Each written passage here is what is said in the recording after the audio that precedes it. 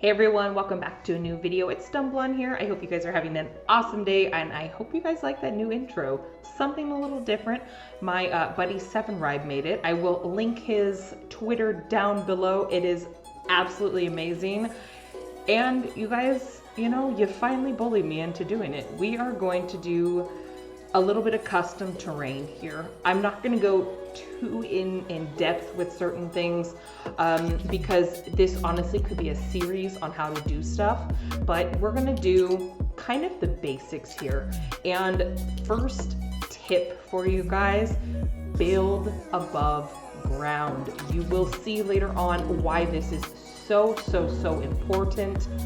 One thing I like to do is build maybe 10 to 15 tiles high, so then that way you keep all your stuff below you and you can kind of just like pop up and down as needed. So it just makes your life a heck of a lot easier. Plus you can do like caves and tunnels and stuff underground, and it's a really good way to utilize the actual size of the map by building up, and then you can utilize basically everything underneath you for any of your interiors. Now, I'm kind of starting here with the absolute basics. I really wanted to do something a little bit more on the simple side, something that kind of anybody could do. And for this one, this is something that you absolutely can use for your combat. So if you're making a gun game, or obviously adventure maps, any of these would work, but this is good for like gun game, or if you wanted to do like a one in the chamber, things like that.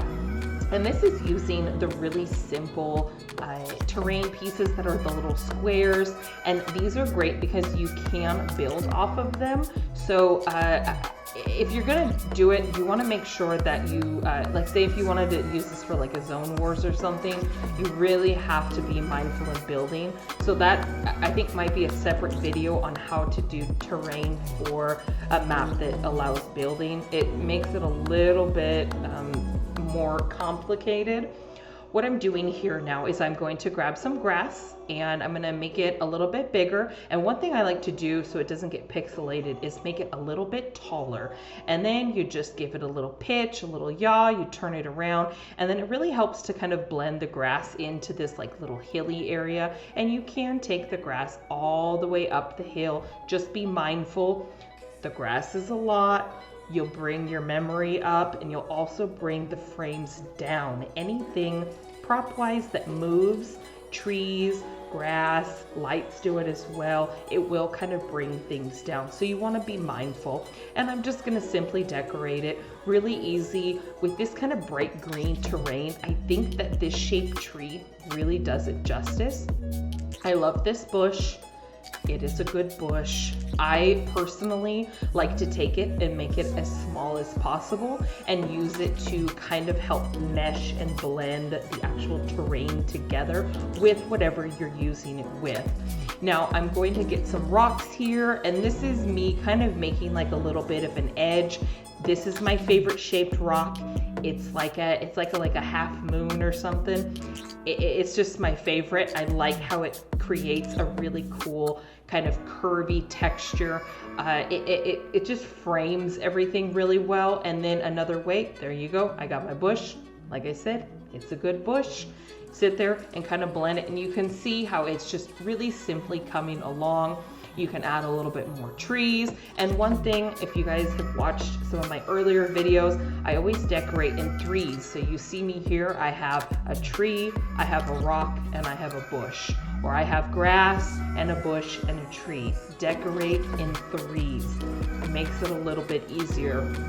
Now, with the next one here, we're gonna go with kind of the OG mountain here. If you're familiar with my map, The Legend of Roanoke, that is one that this was kind of the only thing we had, and this is like our mountain thing. Now, I will show you here, a lot of people tend to just make it really big,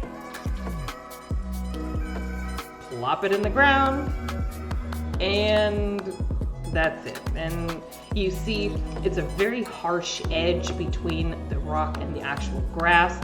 So what I recommend doing is taking it, giving a little bit of a yaw. I always spin it around 8 million times because I could never remember which angle I'm at, and give it a little bit more of an angle here. That's going to help really blend it in with whatever ground you're using. I just stuck with the grass just because it was easier to kind of go through and show you the different techniques.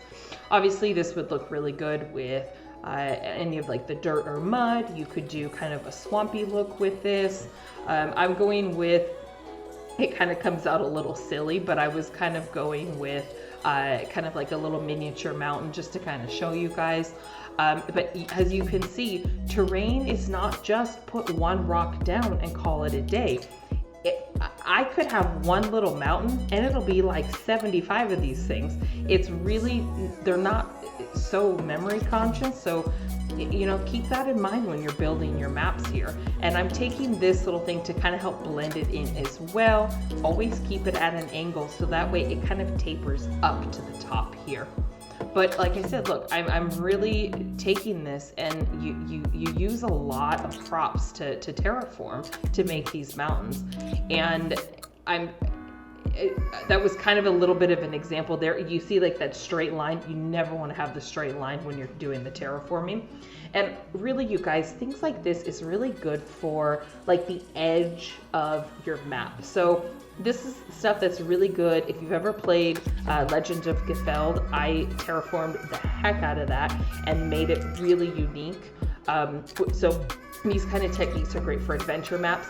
If you're doing a combat map, so like a gun game, or you want to have kind of like an edge to your zone wars where you're not going to build around these, this is stuff to do on the outer edges of your map. And then add your detailing stuff inside. Say you're making like a little village and you want to have this kind of like mountain scenery in the background. This is the kind of stuff that you guys can do. And I'm really just giving simple examples here. One thing you'll notice me doing a lot is I will grab something and I'll let it go in front of me, and then I'll grab it again right in the center. And I feel like that just works the best for me in particular. Here I am, you know, I added some trees, added some rocks just to kind of make it really simple. And I know a lot of people, they kind of frown against these mountains because they're so, you know, they're kind of old school. They're more like season 1. They're a little pixelated. They're a little chunky. They look, you know, kind of like melted chocolate, if you know what I mean. But you can give them a really good look. I was going to do it, and I don't know why I didn't, just, I don't know. But I was going to take, so you can actually take the ice in the ice gallery, and you can put that kind of along these and make more of like a winter type mountain. But I prefer to do it on the very lightest one. For these. So if you go, this is in like rock and root gallery, I believe, and there's 3 different colors of this kind of mountain, this like rock thing. This is the darkest. I personally, if you're going to do the ice with it, I would do it on the lightest here. And so here you go. You're just kind of adding a little bit, and look underneath here. You can see why I build above ground. You don't have to worry about anything below you. And if you know, using these islands, if you build on the ground, sometimes you can't place things because it's too far out of the island barrier. And look at this, on either the first one or the second one, I have stuff that's way underneath the actual grass. Now, this one here, this is kind of my cheat terrain. This is something that's really simple, really easy, but be mindful. This is the Kevin gallery. Cannot use too much of this. Really good one though. As you can see, you can build on this, so it's really cool. So if you've ever played a gun game or something, I know I keep saying gun game, but for the life of me, I cannot think of a single game mode right now. But this is a really cool one to where if you do want to allow building, you can do minor building on it, which is really cool.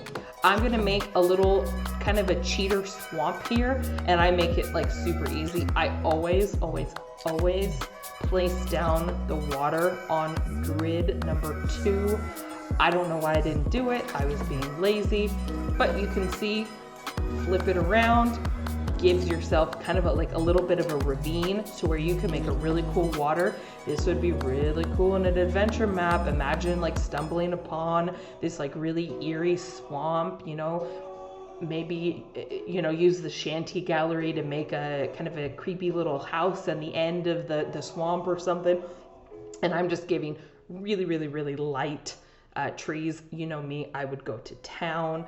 I would build this up like absolutely crazy. But one thing about the Kevin Island that's so nice, and I wish they would just chop off the purple bottom, is that it has really cool kind of wet, swampy, mossy texture. So it lends itself really well.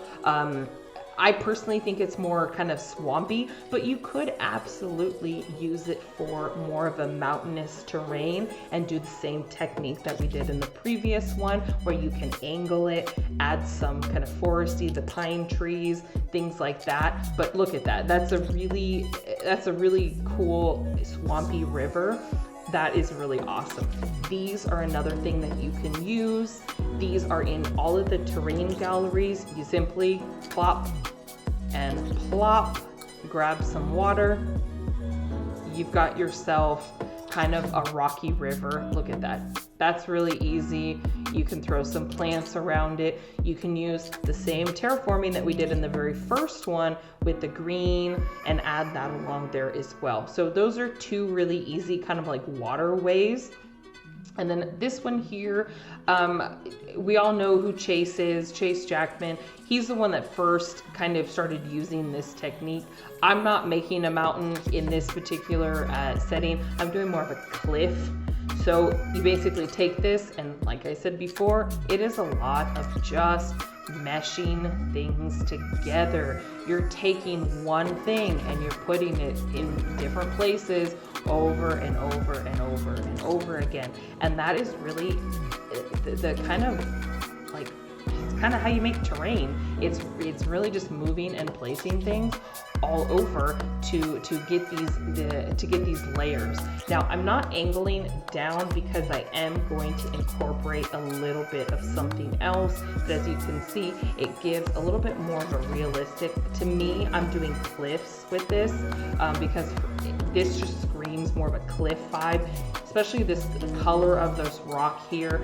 I don't know, in my head, it just looks more like a cliff to me. Gonna add a couple trees. You know, I always say rotate your trees. I was being lazy. We're just, you know, don't just ignore.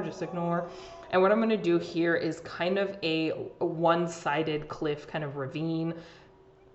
Easy peasy.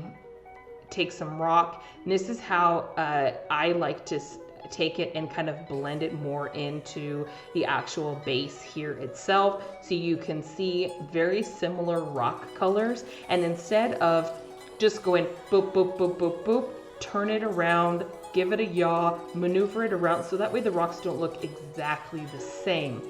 Now, I love the shark gallery.